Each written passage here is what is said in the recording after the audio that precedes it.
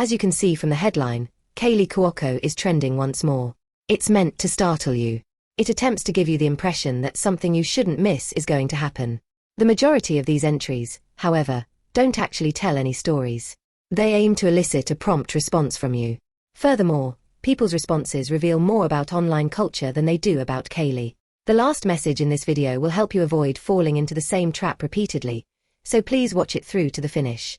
Kaley Cuoco has long been well known. Through interviews and television appearances, people are familiar with her face, her work, and her personality. However, there is a bad side to celebrity that is rarely discussed. As you become increasingly well known, some people begin to regard you less like a person and more like a thing that they may discuss in any way they like. One picture, one video, one outdoor moment, and all of a sudden it's a prominent headline on the internet. Here, the construction of the headline is crucial. It tells you how to feel with dramatic phrases like "try not to gasp." It doesn't even allow you to think. It feels like someone is yelling, "Be shocked, be shocked, be shocked," in your ear. Because you click when you're stunned. Additionally, the post wins if you click. This is not an error. It's a strategy. Let's slow things down, though.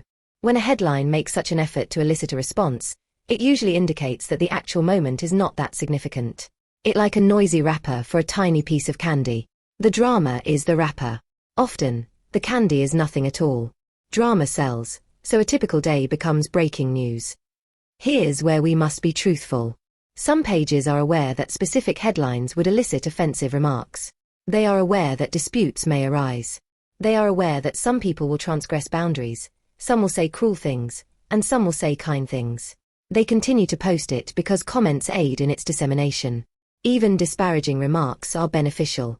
This implies that the worst behavior may be rewarded on the internet because it generates noise rather than because it is morally correct. The true question, then, is what to do when we witness this. We can still discuss the subject, but we can do so in an appropriate manner. We may discuss privacy. We can discuss respect. We can discuss what it's like for strangers to act as though they own someone's picture. Because nobody should feel that they can't go outside without making headlines. Additionally, there is a larger pattern. Women are scrutinized more for their appearance than for their actions. People hardly notice when a man has a typical moment. When a woman experiences the same thing, it can turn into a discussion, a joke, or a rumor. That is unfair.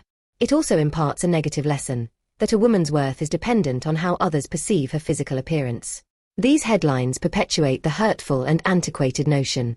Like this video, subscribe, and share it with someone who is constantly drawn to dramatic posts if you want to see more videos that discuss viral topics in a polite, intelligent manner. And leave a comment below.